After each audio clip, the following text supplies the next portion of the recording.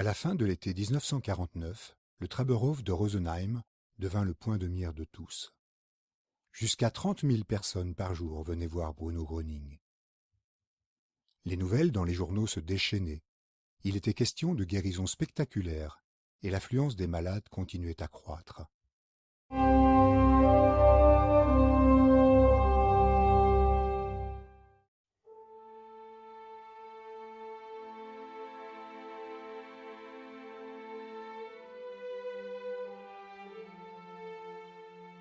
Bruno Gröning est né le 30 mai 1906 à Danzig.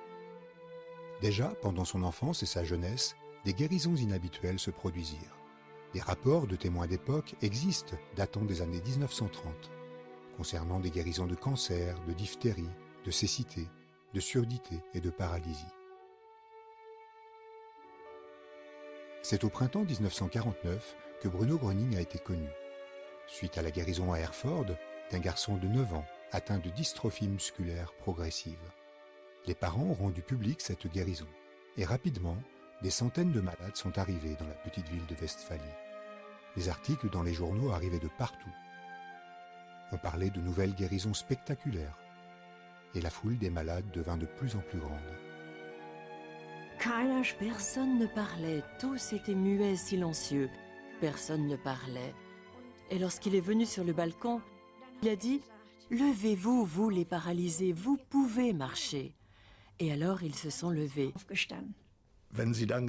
Quand vous avez vu les gens se lever lorsque Gröning leur a parlé, ou seulement du fait de sa présence, et quand il a dit « Maintenant, levez-vous » et que les gens se sont levés, alors vous ne pouviez plus considérer un tel homme comme un charlatan. C'était comme un courant qui passait en picotant des pieds jusque dans la tête. Et alors, mais ce fut très court, jusque dans la tête, et puis plus rien, c'était parti. C'était quelque chose d'étrange. Puis je me sentis beaucoup plus libre et légère. Le fait de revenir de la guerre en bonne santé ne m'a pas procuré plus de joie que ce moment-là. Nous n'avions pas pensé qu'une telle chose fût possible. Au cours de l'été 1949, la science s'est également intéressée au phénomène Gröning. En collaboration avec la clinique universitaire de Heidelberg, la méthode de guérison de Gröning devait être étudiée. Ici aussi, des guérisons furent constatées. Il était question de résultats remarquables, en partie même sensationnels. Le plus impressionnant fut sans doute le cas Strobel. Depuis des années, il souffrait de spondylite ankylosante, entraînant une raideur complète de la colonne vertébrale et de fortes douleurs. En un temps record, il n'avait plus de douleur et pouvait à nouveau bouger librement. Les scientifiques notèrent comme résultat que Bruno Gröning n'est ni un charlatan, ni un hypnotiseur, ni un docteur miracle, mais un psychothérapeute non médical de grand talent. À la fin de l'été 1949, l'attention publique se concentra sur le haras Trauberhof à Rosenheim. Jusqu'à 30 000 personnes y accouraient chaque jour pour voir Bruno Gröning et espérer qu'il les aide et les guérisse.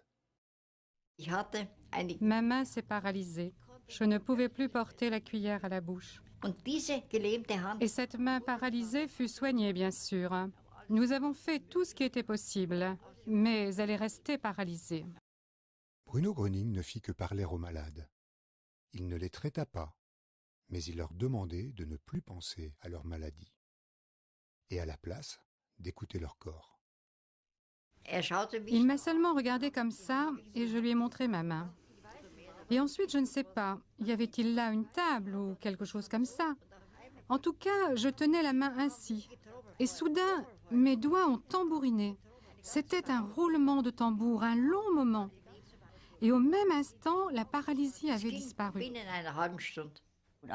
Et quand nous arrivâmes à proximité du Trauberhof, d'un seul coup, « Hosanna, Hosanna, Hosanna !» Je l'entends encore comme si j'y étais, c'était bouleversant.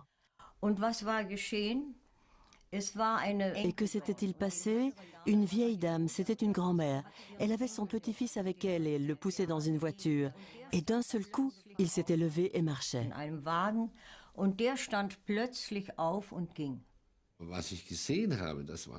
J'ai vu les personnes en fauteuil roulant. Elles étaient assez nombreuses, je ne sais plus combien.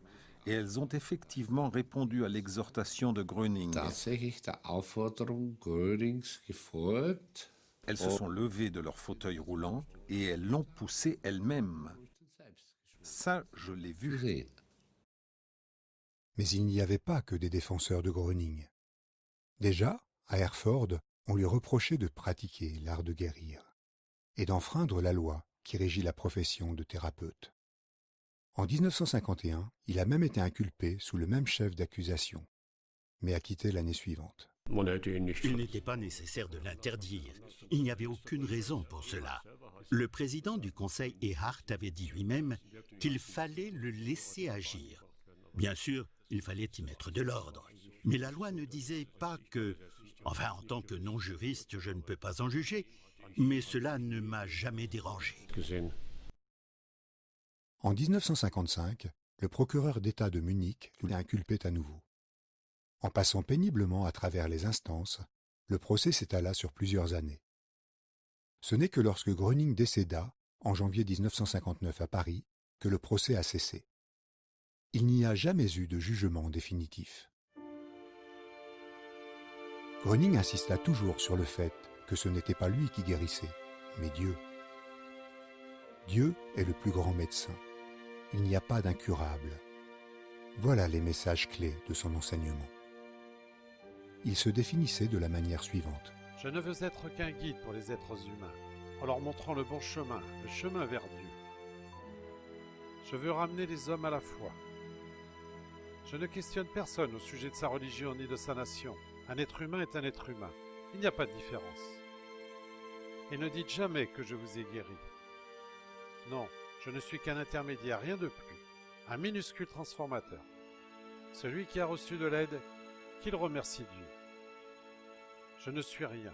Dieu est tout.